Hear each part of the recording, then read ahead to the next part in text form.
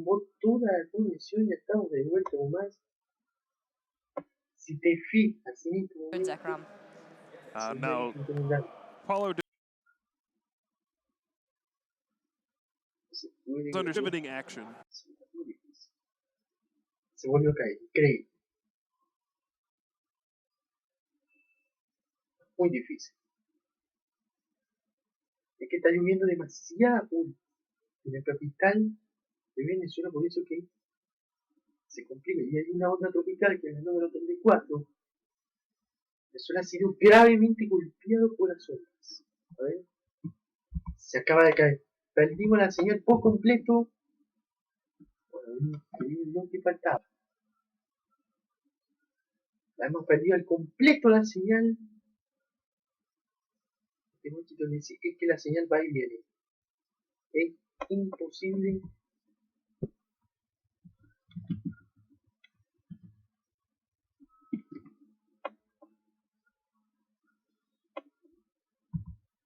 Se acaba de caer por completo la señal de satélite. La señal de Day1 en sí.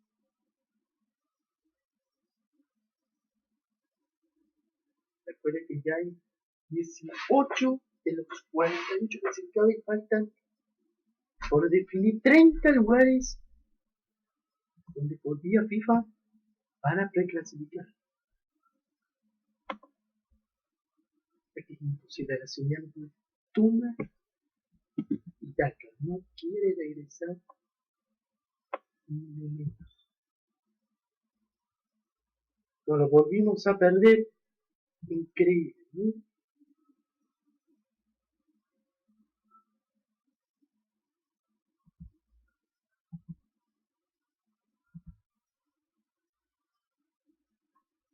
Se ha caído la señal por completo. Vamos, va a ser imposible que se recupere.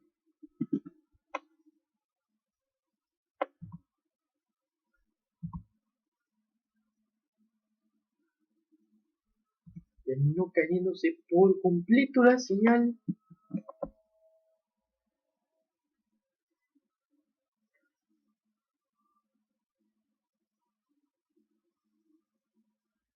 Vamos a ver si lo podemos recuperar. Esta señal es inconcebible.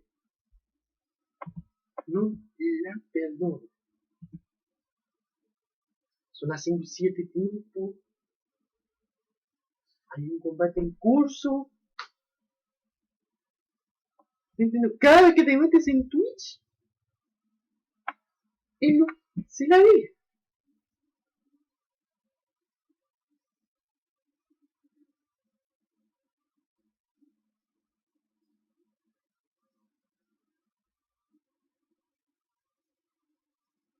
Mientras lo tengamos listo,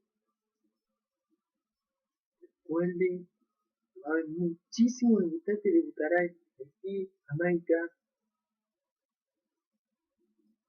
el Mario 43 World Cup, uno de los pases históricos.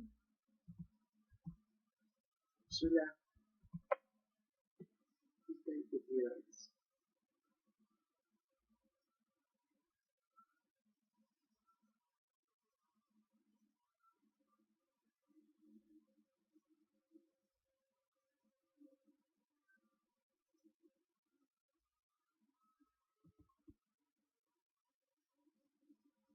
No es increíble. Señal.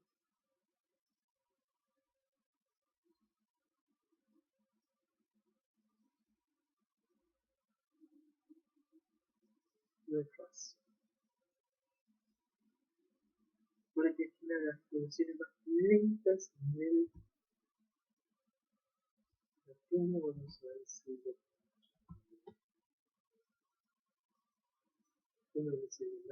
cuando tengamos la señal lista, volvemos allá.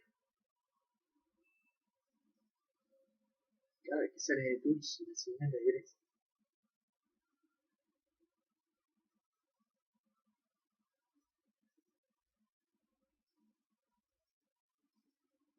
Eso que estamos en un Dios.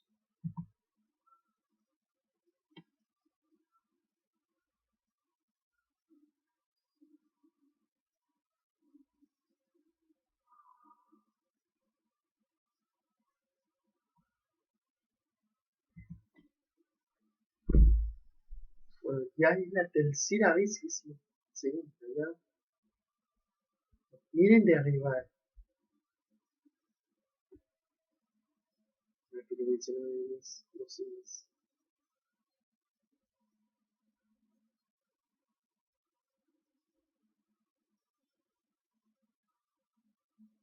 Nada, se quedó la heladísima.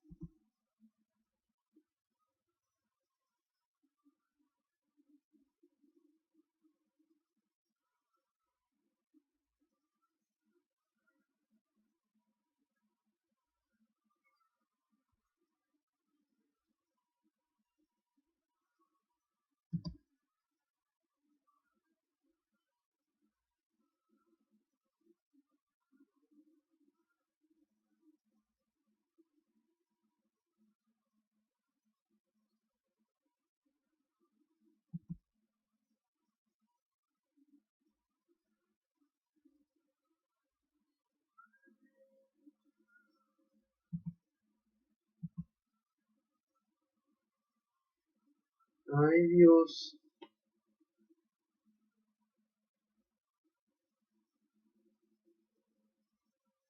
Ya algunos huevos.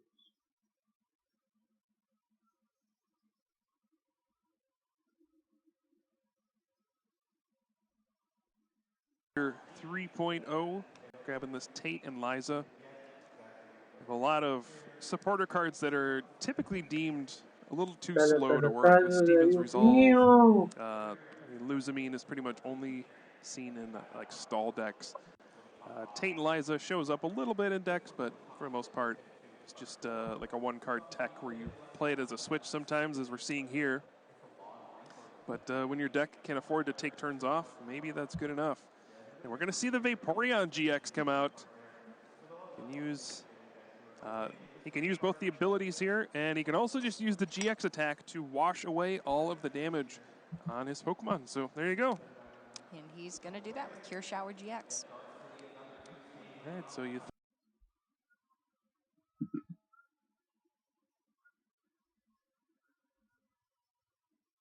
Que se pone en rojo lo ves. Yo no entiendo por qué la aplicación de Twitch está así. Está malísima. Yo no entiendo.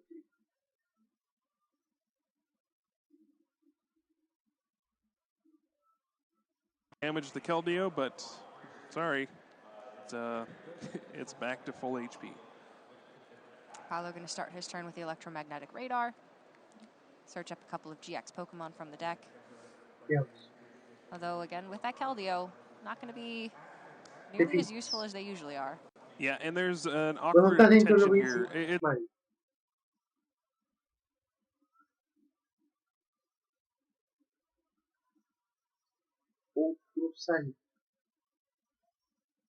Gone now. The GX attack it's similar to the old Lycanroc GX attack, where it's 50 times the number of your opponent's bench Pokemon.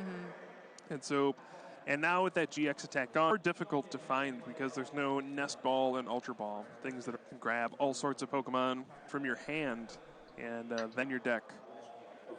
And these tag team decks just don't run a lot of Pokemon.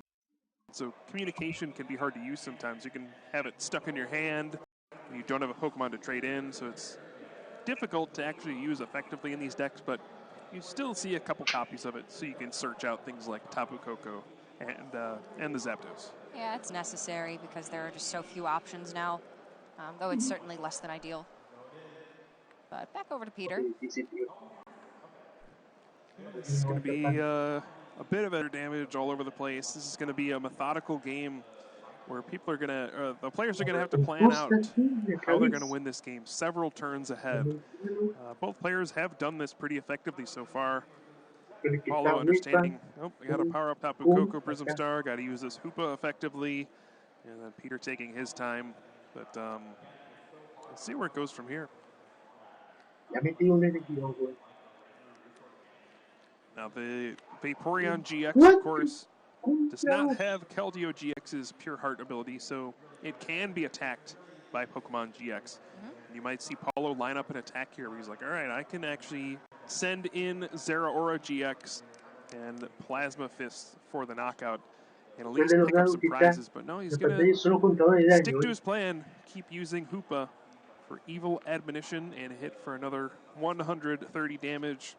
60 of that's going to get healed away by the hydrating drops of Vaporeon GX, but just saying, all right, I'm just going to keep doing this. If you're not going to do anything, eventually I'm going to knock you out, right? And it's important to know that Vaporeon GX and Keldeo GX are weak to grass, not to lightning. So Plasma Fists wouldn't be enough to take a knockout by itself, but with all of the softening up that Hoopa has been doing, it would be enough at that point. Realmente podemos llevar por lo It menos looks un like partido, por lo menos. Peter is going to be doing a little bit more healing than just the natural hydrating drops this turn. Yes. It's also got a Un pequeño salto de señal.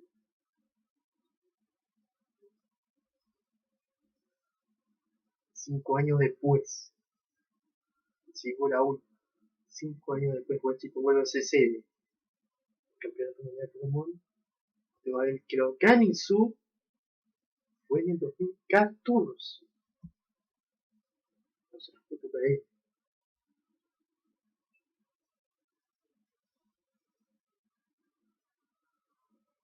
Yeah, Vaporeon does attack for colorless other than its GX attack. It just makes me wonder what other tech cards he's got hiding in his deck. He's playing the unit energies, which are grass and water. Yep. 4-1 on the day. Clearly, this is working for Peter. Absolutely. Yeah, a lot of decks just are not prepared for this kind of thing. You're like, what in the world is going on? There's Eevee GX, there's Keldeo GX, there's all sorts of weird stuff happening.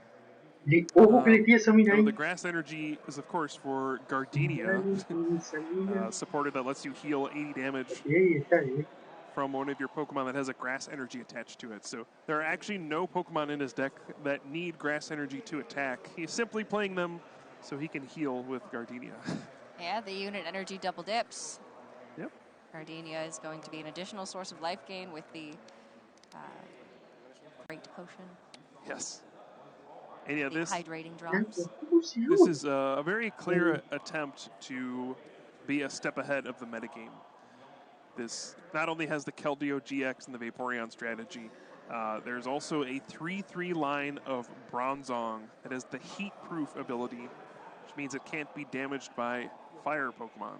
So that is your option against Reshiram and Charizard. Now you might look at this and be like, why in the world would this pure water deck need to tech for Reshiram and Charizard? Don't you just win hitting for weakness and your Keldeo not being able to be damaged by Reshiram and Charizard? It's like, isn't that enough? But strangely enough, the answer is no. When you have Power Plant in the Reshiram and Charizard deck, you can shut off the pure heart of Keldeo GX and just Flare Strike it for 230. And if that isn't enough, you can actually Double Blaze GX when you have the 6 fire on it to hit for 300, and it ignores all effects of attacks. So you still get a clean knockout on Keldeo GX.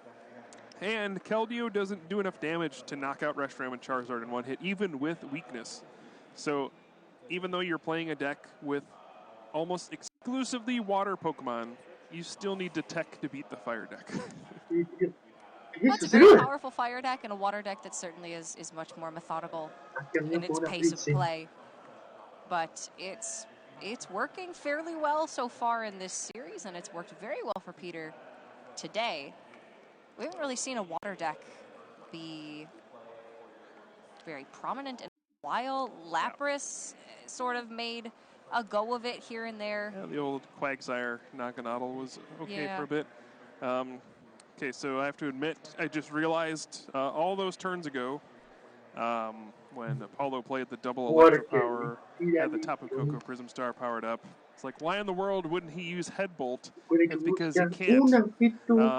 Wobbuffet, known for the Shady Tail ability, normally just used to prevent the Prism Star cards from using their abilities, but if you actually read the card, if you actually read the card, it also says Prism Star Pokemon can't attack. So my apologies to Paulo. That was the long-term game plan of why he didn't attack, because he couldn't. Good catch. Usually you see that one just as a lock for things like Dance of the Ancients, but it specifically says they cannot attack as well. Yep. So he had to attack with Right, Hoopa in that instance. The more you know. Da, da, da, da. All right, this is still anyone's game. Believe it or not, nobody has taken a prize card yet. But that is about to change, Cora. We've just seen the double custom catcher, and Keldeo GX will fall to the evil admonition of Hoopa GX. And Paulo has taken the first knockout and gotten rid of all of the energy on his opponent's side. So now he's down to 4 prize cards. Still got that Hoopa up and running. I feel like we're painting a very black and white picture here. We've got the pure heart on the left. We've got the evil admonition for Paulo. Somebody's making themselves out to be a villain. Yep. Eso. Tapu Koko Prism Star still cannot attack. Just get that one out there. Just to confirm what we totally knew the whole time. Yeah. And we see the Stevens Resolve. Gonna search for 3 cards and pass the turn.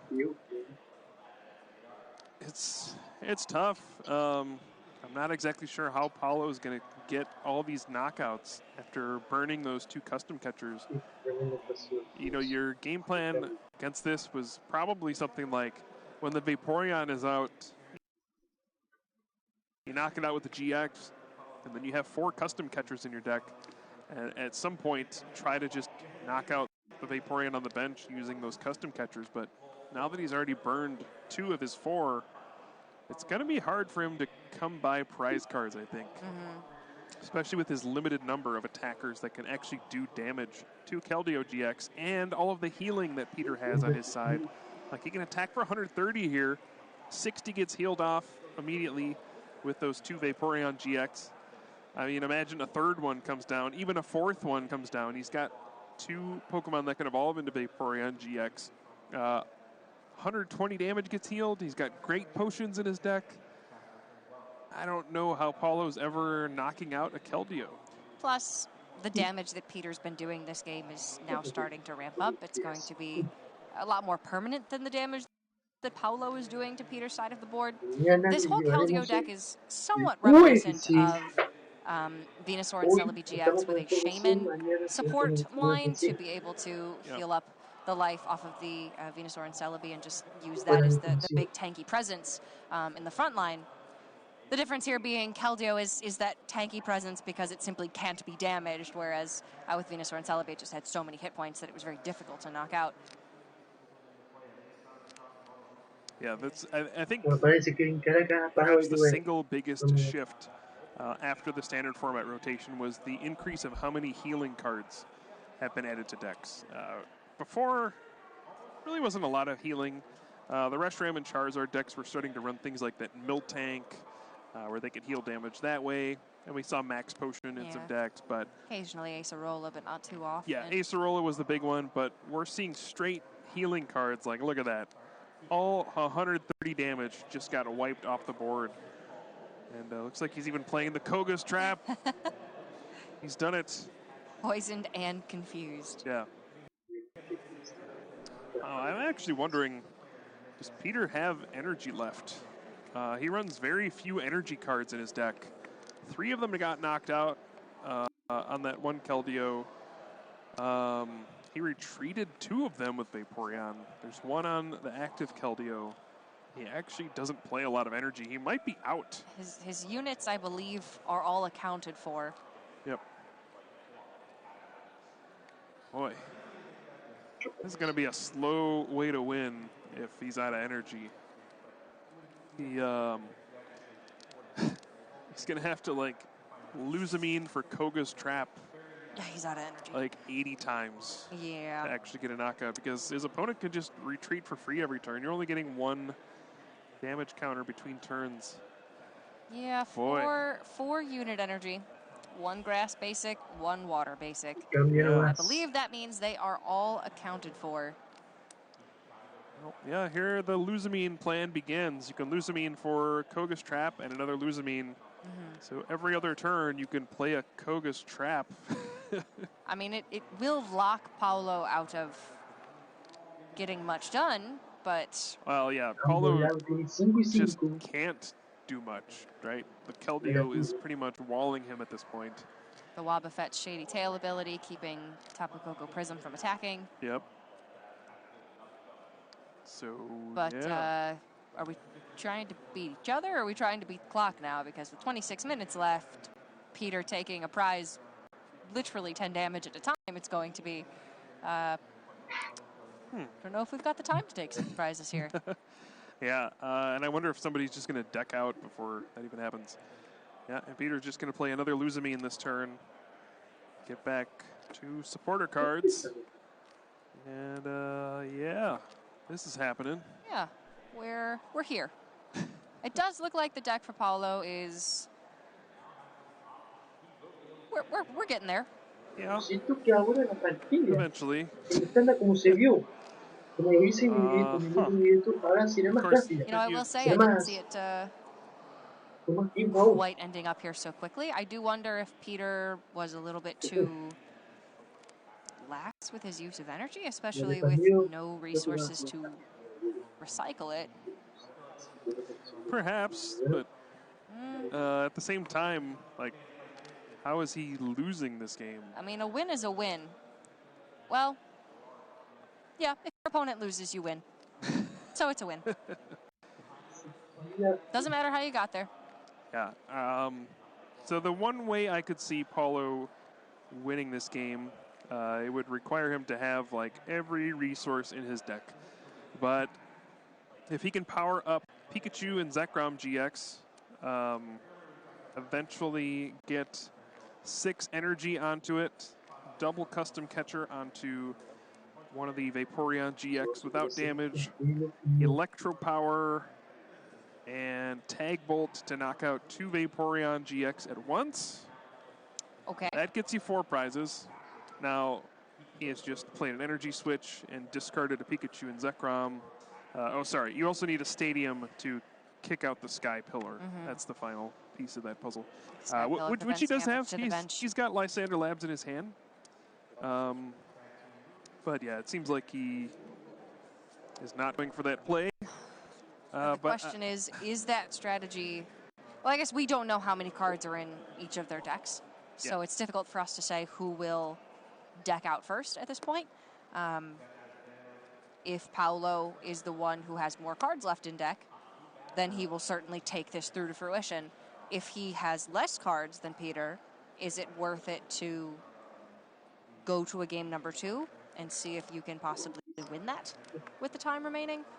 Yeah, I mean, with the play Paulo just made, he's not going to win on deck out. No. He just discarded a bunch of cards, played a Cynthia. One of the main ways to not deck out in this situation is build up a bunch of cards in your hand and then play Cynthia, shuffle them all back in. Yeah, this is going to be rough.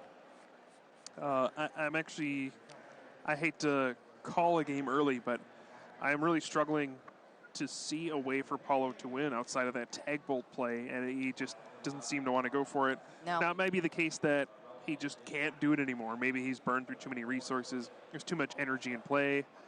But that did seem like... He doesn't have the energy for it. It would need 6 to commit. Right, yeah, and he's burned a couple energy switches already. Yeah. But yeah, if it's not going to be the Tag Bolt, how are you getting 4 prizes? And you got to assume that you're not going to deck out the stall deck. They're going to have ways to shuffle cards back in their deck. Whether that's through Tate and Liza to just shuffle in and draw 5, which when your hand is like 30 cards, that's shuffle 25 cards into your deck. I mean, Custom Catcher can get you 2 prizes. Right. Yeah, well, there are like 3 lightning energy in his deck. Tag switch. He's got 1 in hand, I believe. Both custom catchers are in there. Okay. Can he piece this together? Yeah. And it looks like he's going for it because he is aggressively drawing. I wonder if part of the problem is, like if Peter sees him going for this, does he at some point find a way to get Vaporeon active and then heal damage from it? That would prevent the double Tag Bolt knockout. If there's a turn where he goes Titanize into my Vaporeon, heal 60 from it. Although then, it's active. It can get knocked out, and then you still lose. Salto una señal.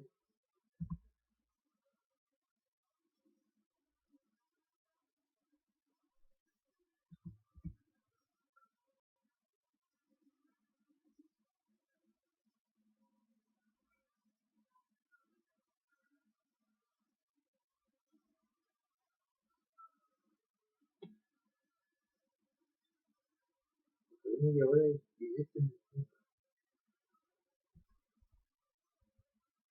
the double custom catcher, so I mean Peter's gonna have all the time, and I think if the there's Gardenia, so Peter's gonna swing into his Wobbuffet here. I wonder if he's trying to open up a bench spot or something and say, hey, would you like out Wobbuffet? It's in his hand, because yeah, one of the ways Peter could still win is if he rips away something like a custom catcher. He's got the pulling him right away. Yeah, all right, so we got, I mean, the 13th lose game, still recovering supporter cards, but are any of them going to do anything? Yeah. We've been Ursula'd. And now Tapu Koko Prism Star can attack. What was the thought process? Well, 4 Vaporeon out. Faster? If you have 4 Vaporeon out, Tapu Koko hitting you for 120.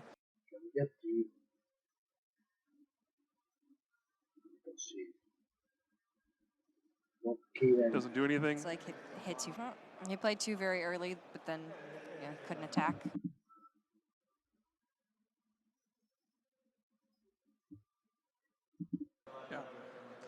Yeah, if he's got double lick and knockout. Keldeo.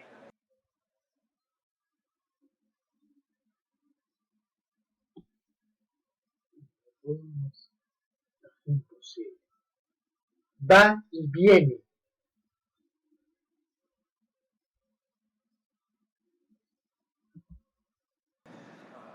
No, just going to pass the turn. Bringing up Raichu and Raichu. Munchlax. All right. He can start attacking for 110 every turn. And he... Pero ese va y viene, tío. No hay manera. He knew that he was taking a prize deficit, because now with an additional energy, he can get ahead. And this was a very calculated risk if he'd flip in on the hand. I was playing it, but... Yeah. And Paulo just passing back.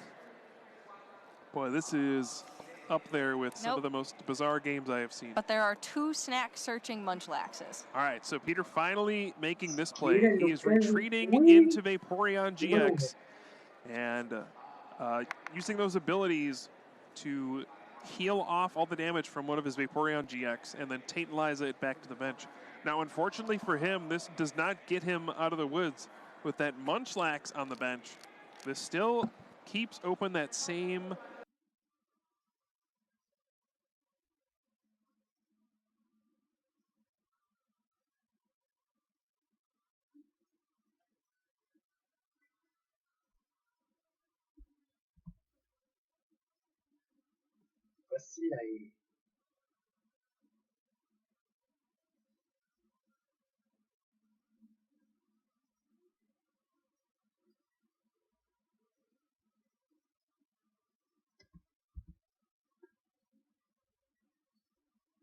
No sé, mira, hermano.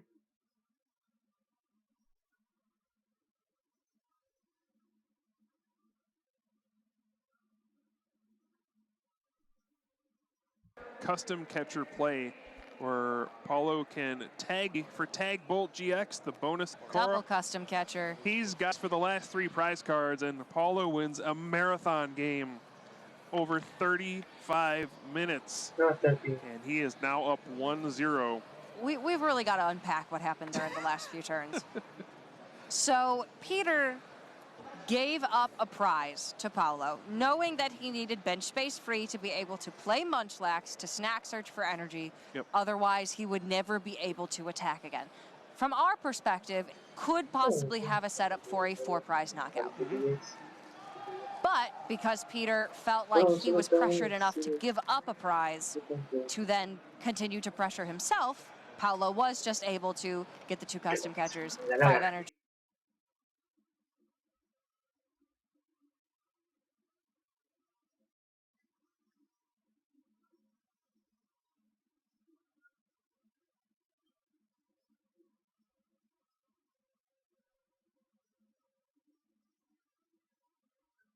With the Thunder Mountain to be able to tag bolt. Yes.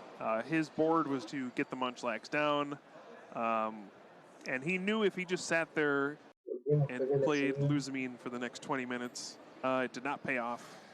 But you gotta wonder, maybe if he had gone for that Persian, which is in his prizes, at some point, you know, if Paulo had like 6 cards in his hand one turn, maybe he could have taken a turn off to go, okay, Persian.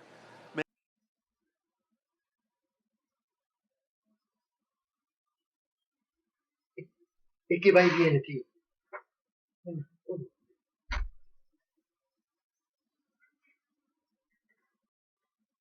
Make him pay, and if you're holding on to a custom catcher, I can snag the last one. First, and then followed up with a Munchlax, another knockout for that Munchlax to be played.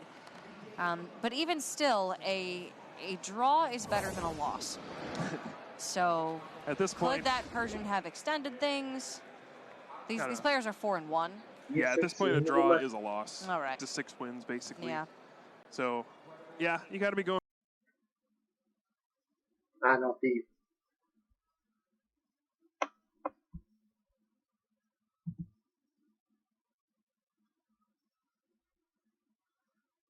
No pasa ni de 4 minutos. For win was hoping, you know, one of those cards was prized for his opponent. It's a lot of requirements, and there is in that game to see how Peter he have set up with that Munchlax earlier. Did he need 4 Vaporeon on the board? There's a lot of questions to ask. It seems like this is just a deck that is very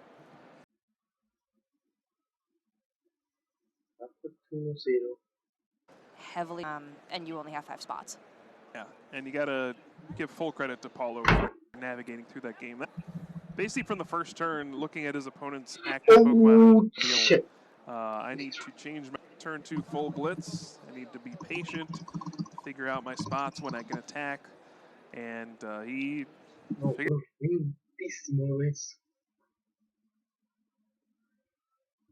it out. He played the long game, and he did indeed have a long-term plan.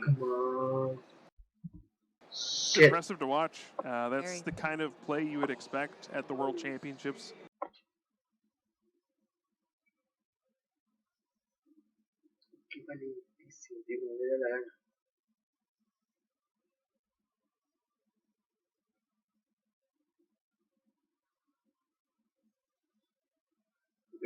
Sí.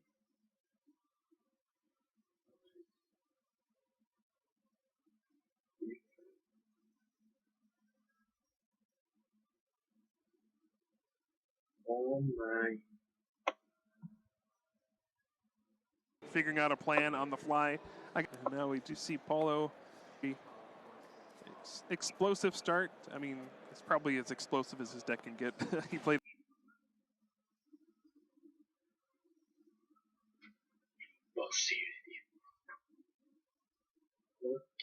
The Stevens resolve. But he didn't get before Peter's able to get those healing cards up and running. And that's exactly what he's going to go for. Any damage. And Peter's probably...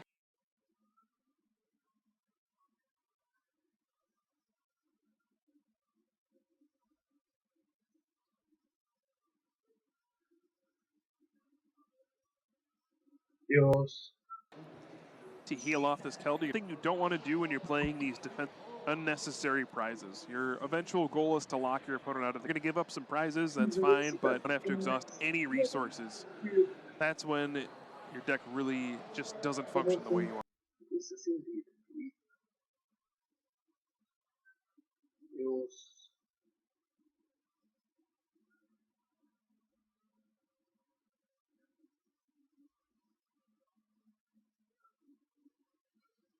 Come on.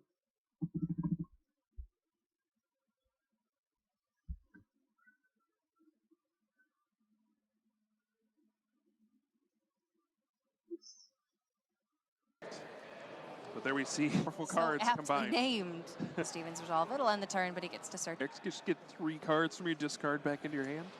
That would make me happy. That's not bad. Yeah. Ascension DNA, making it very easy to heal up and downs. Yeah, if it takes some damage, you can use the ability Evolve, heal all the damage. It's not bad.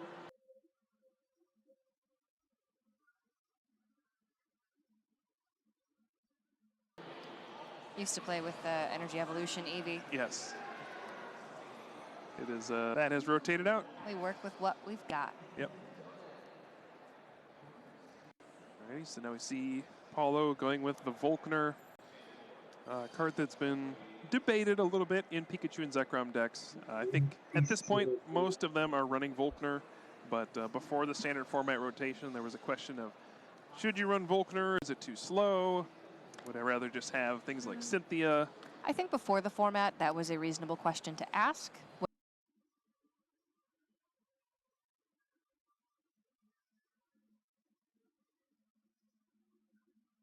When you have level of consistency is appreciated. Cámara lenta, ¿lo ves? Que no puede ser. Yeah, and Bidar, which turns into you draw 6 cards. Yeah. Yeah, it's basically Cynthia, right? Getting a lot of resources out of it. Yeah. Something big here. Would love to get a knockout on this Eevee GX if he could. He's pretty far away from it right now. Se ha quedado pateadísimo.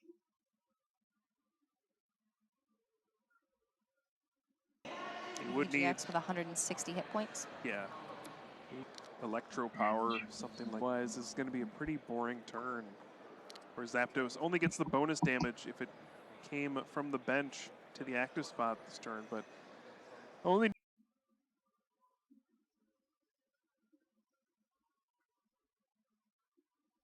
Oh, tío.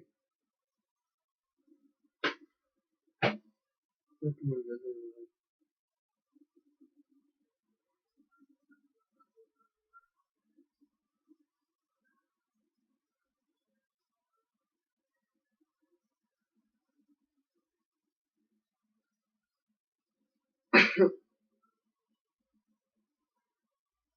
No tuve que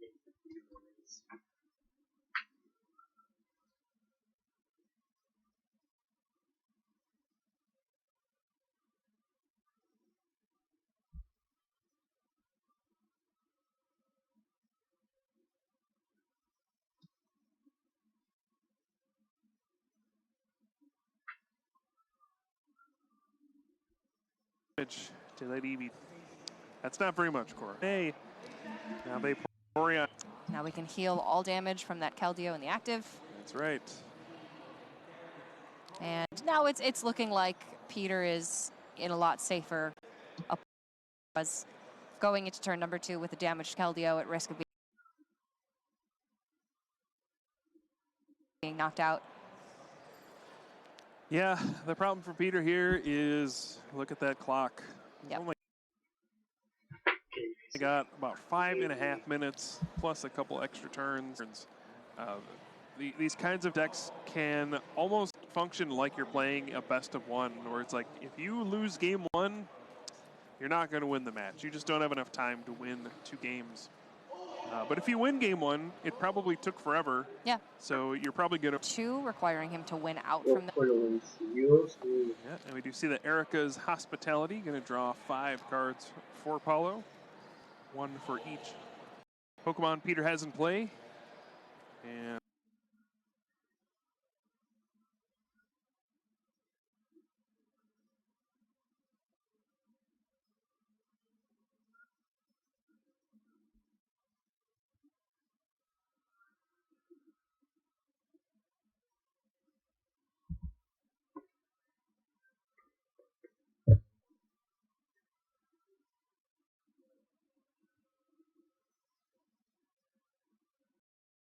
he's debating, do I fold? Turns out when you get to put any 3 cards you want into your hand every turn, you tend to have the cards you want.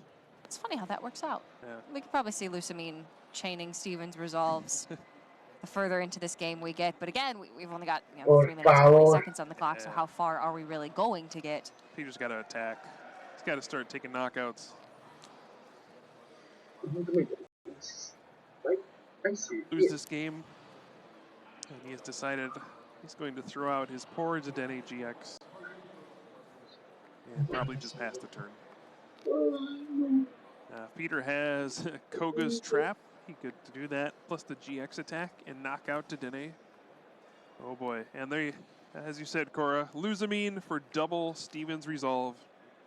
The slowest of chains. It's a consistent one, but it's one that he just does not have time for right now. Yeah. But it doesn't look like Peter sees any other way, really, to take this deck. It's a very clearly defined strategy. It's one that he was happy to have against a Pikachu and Zekrom GX deck. It just didn't pan out for him in game number 1. Yeah, and you got to wonder, did that Hoopa throw a wrench in his plans? You know, he's probably played against Pikachu and Zekrom a lot, and he's like, all right, I got the Wobbuffet to deal with the Tapu Koko. Zapdos didn't get much ground. Zapdos has 110 HP, that's fine. Keldeo knocks it out. That's all I got to deal with. And for like 95% of Pikachu and Zekrom decks in the room, he's probably right. Yeah. That's it. You knock out their Zapdos, you pretty much win. But Paulo's got a Hoopa in his deck, and apparently one Hoopa breaks everything. It is so interesting to me in Pokemon how these control and stall type decks really do just rely on your opponent not having anything strange or off the wall in their build. Yeah. And you can certainly account for the majority of the people who are going to be in the field. But, I mean, some people are going to have some different ideas. Clearly, this Hoopa for Paulo is an inclusion that Peter wasn't expecting. And it just seems like it's such a tentative strategy to bring these control decks, which is probably why they're often considered rogue, why we're not seeing them as a premier strategy. Yeah, and they can also be pretty hard to play. You can see Peter's had a lot of different options over the course of the game, and it's very punishing when you make a mistake with this kind of deck because you're really just kind of running a very razor-thin margin between wins and losses. You know, the games you win are your opponent got down to 1 prize and then you stonewalled them. They couldn't do anything anymore. Yeah. The games you lost were, oops, I didn't heal enough damage from my Pokemon, or I left something active where I shouldn't have. I used Steven's Resolve, and the 3rd card I got was wrong. Not like these blatant mistakes that you would expect to come back to bite you, but little things that add up. Yep. A lot of decision-making, certainly. And yeah, when a little thing goes wrong, it can blow up in your face. If you give up 1 extra prize card than you were supposed to, well, that can be the end of it sometimes. Now, Paulo's got, the triple Electro Power. Oh, dear. Zapdos is about to come in for pretty big Thunderous Assault. That's more damage added than the attack itself does. And it does add up to exactly 170. Time is called, and Peter extends the hand. Paulo Mimoso is going to advance to 5-1, putting himself 1 game away from advancing to Day 2 at the World Championships. And that was just a masterclass, excellent play from Paulo. Yeah, I'm very impressed by him. The way that he navigated game number 1, coming into a matchup that he's probably relatively unfamiliar with because there's only been so much time to be, you know, in a situation where you would even come up against this style of Keldeo stall deck, and yet to identify immediately his win condition and how to navigate this matchup and then execute that beautifully. It was just really fantastic play from him. So congratulations to Paulo, a well-earned 5-1 record going into round number 7 and 8. He's just got to get 1 more win in the next 2 rounds. And Pikachu and Zekrom GX, certainly a deck that we expected to perform very well over the course of the weekend, but that Hoopa looking like a risk that paid off for him. So, all in all, things looking quite good for him to make it to Day 2. Yeah, I think that Hoopa is mostly a tech against Giratina in the Malamar decks. It's basically 1 energy, knock out Giratina. They typically have 2, 3, 4 Pokemon with abilities in play, and Giratina is weak to darkness, so it's 1 energy, you knock out Giratina, and it has 130 HP and resists Psychic, so Giratina can't knock it out in return. So that's typically why we see Hoopa in any deck really. But hey, you'll take it when it randomly works against a Keldeo Vaporeon deck. Calculated. Entirely what he intended for it to do. Yeah. Hey, it worked out very well. And I still think that there's a lot of merit to bringing those rogue decks, those strategies that players aren't necessarily expecting, like the Bayhem, like the Keldeo Vaporeon. And with a 4-2 record now, Keldeo Vaporeon is still working out for Peter more often than it's not. Yeah. It's just that now it's crunch time. You know, he's had his 2 losses.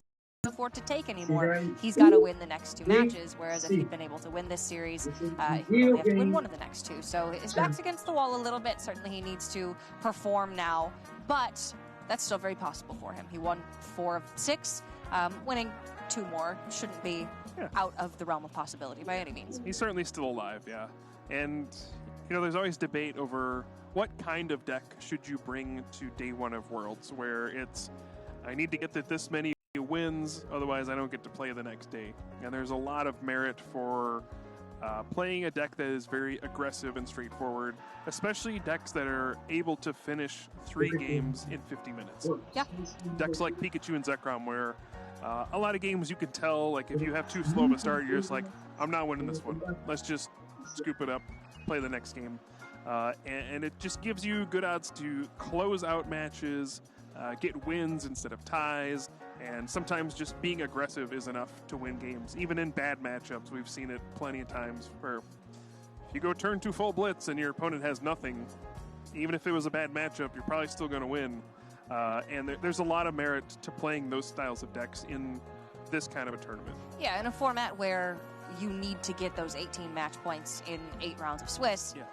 You want to have a satisfying conclusion to a series, regardless of whether it's a win or a loss. You just don't want to mess around with ties, because they're just most of the time going to be like losses. Yeah. So you might as well have your best possible chance to win 2 out of 3 games and play a full 3-game set. So decks like that Keldeo Vaporeon are very unlikely to even get through 2 games, as we just saw with Peter ultimately giving the win over to Paulo in the midst of game 2 once time was called, just realizing there's no way he's got enough time to win game number 2, let alone get to game number 3. We've already played through a 35-minute game number 1. So there's, you know, it's a lot of personal preference, I guess. What do you want out of your tournament experience? What do you want out of your match experience? And most players just choose to want to be able to play fully through a best of 3. But yeah, to each their own.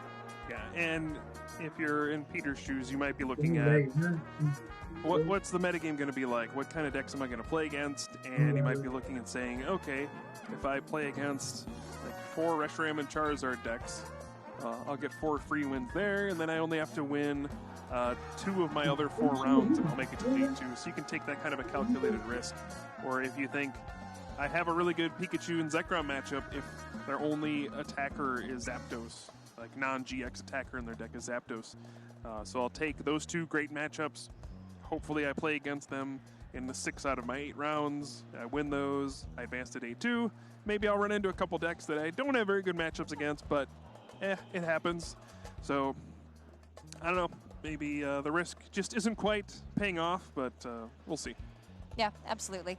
But you have to assume that if you can get, on average, the matchups that you're looking for, then the deck will have been worth it, right? So the deck that literally cannot be beaten by a Reshiram and Charizard deck, or at least the typical one that you're expecting to see, is worth the risk that you're willing to take. So we'll see. We'll be following Peter over the next 2 rounds, and of course update y'all on the standings as we get through round number 7 and round number 8 here for the Pokemon trading card game. And by the end of the day, we'll have standings of all the players who've made it through to day number 2 for you.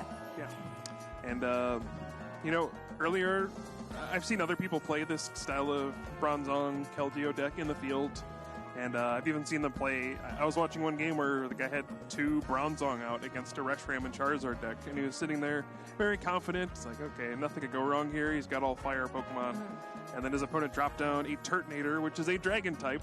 He's like, Turtonator, Welder onto it, attach, switch into my Turtonator, knock out your Bronzong. And he just like, oh...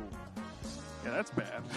Sometimes you just don't see it coming. I mean, and deck lists are not open. So going through the day, you can start to piece together, you know, this is a tech that we're seeing from this person, and we saw this person on stream, so they've got this. But you're not going to know the 60-card deck of the opponent that you're playing against. Yeah. So attacks like that Hoopa from Paulo were just not on Peter's radar.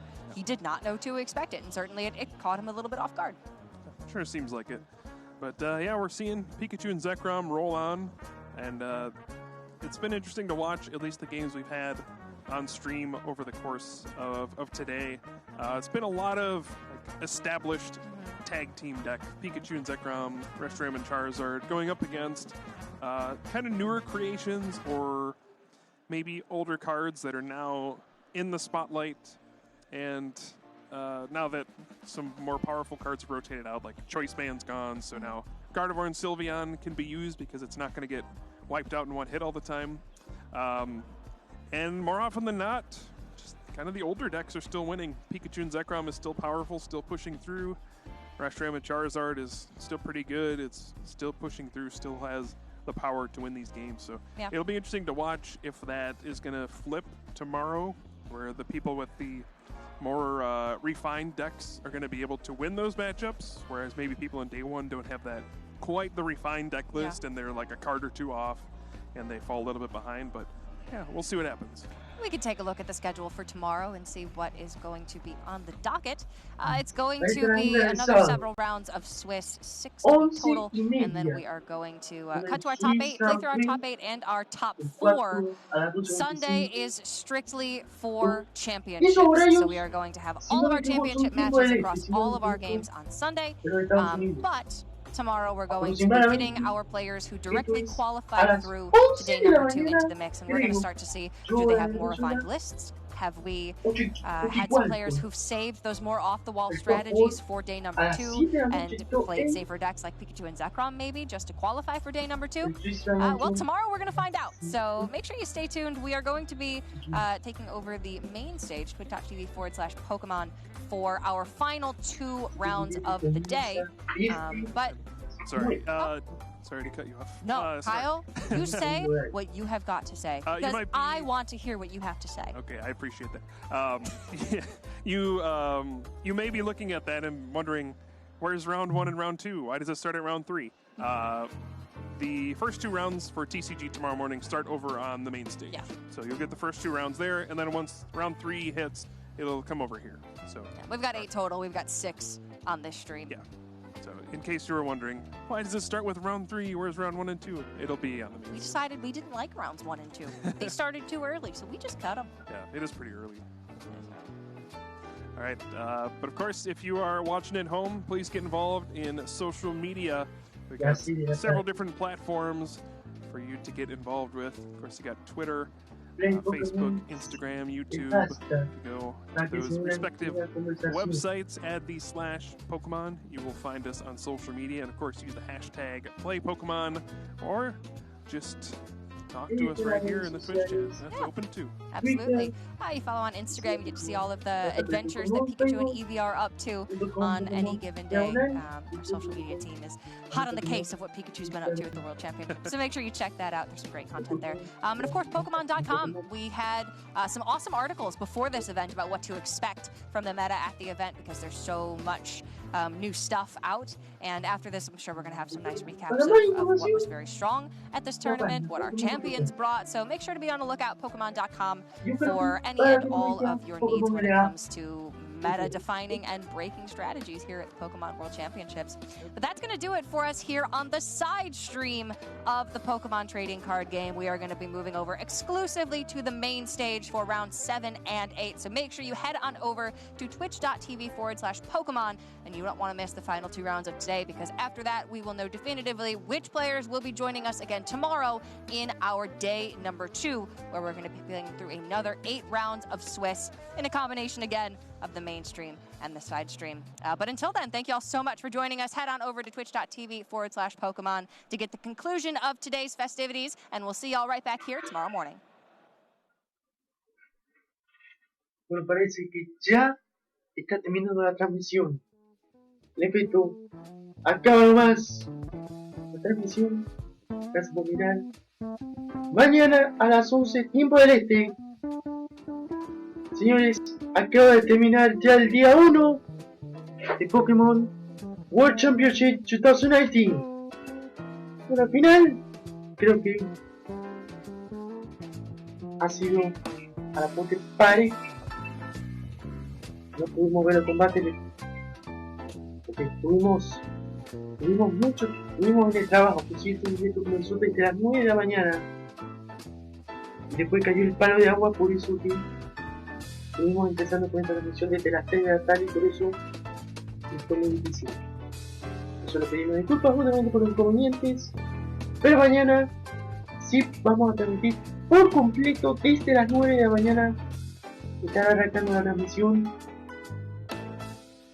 y sin más alteración, entonces nos vamos despidiendo la Latin el día 1. Entonces no olvidamos like, suscribirnos y nos vemos entonces en el día 2 del Campeonato Mundial de Pokémon 2019. No pudimos ver casi el TGC, pero le llevaremos la mitad del TGC y la mitad del UPC de ser posible. Así que muchas gracias por su compañía. Muchas gracias. Nos vemos mañana. See you tomorrow.